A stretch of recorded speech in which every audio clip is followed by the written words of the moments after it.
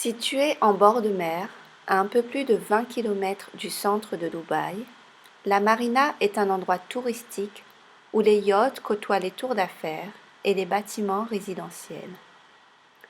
Comme la plupart des endroits huppés de l'émirat de Dubaï, la marina est un quartier relativement jeune. Il a à peine une dizaine d'années. Par définition, une marina désigne l'ensemble immobilier construit au bord d'un port de plaisance.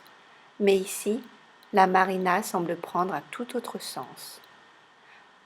Couvrant environ 418 000 m², la marina s'étend sur 7 km d'allées piétonnes et compte plus de 200 restaurants.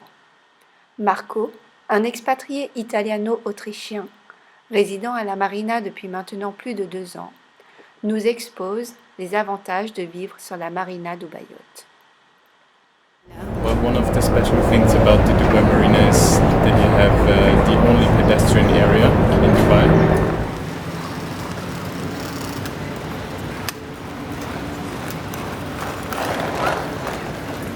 Dubai Marina. Well, you have tons of restaurants from Asian to Middle Eastern to European restaurants. You have the shopping.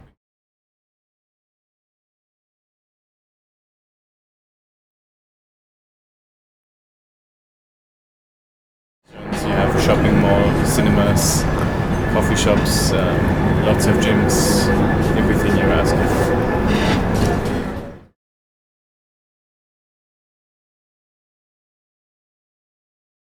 You live here?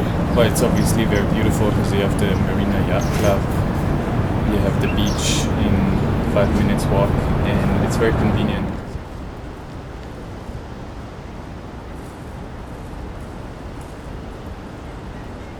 And it's very convenient as well because you have a subway station which is to walking distance as well as the tram, which is the one and only one in Dubai.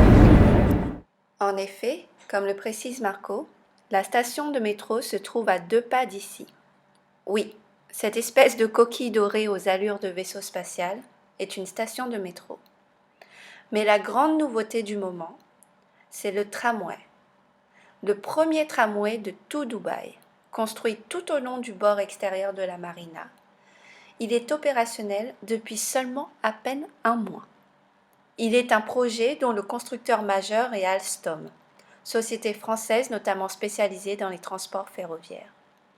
Les lignes de tramway, comme beaucoup de structures en cours de construction autour de Dubaï, ne sont pas encore achevées.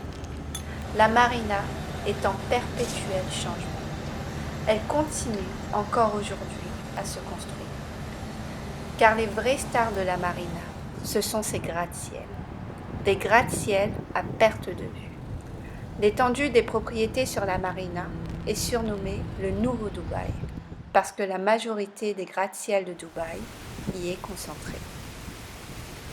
Et celle qui vole la vedette à toutes les mégastructures de la marina, c'est elle, la tour Cayenne.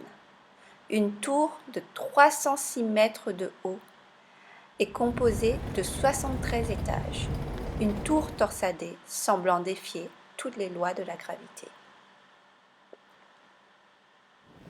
La tour Cayenne se trouve justement à la fin de la zone piétonne de la marina, à l'endroit même où nous ne pourrons plus suivre la danse des bateaux à pied.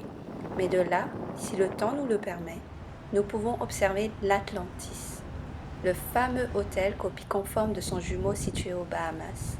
Ici, l'hôtel Atlantis se situe sur la célèbre île en forme de palme de Dubaï, qui se trouve à seulement une quinzaine de minutes de la marina.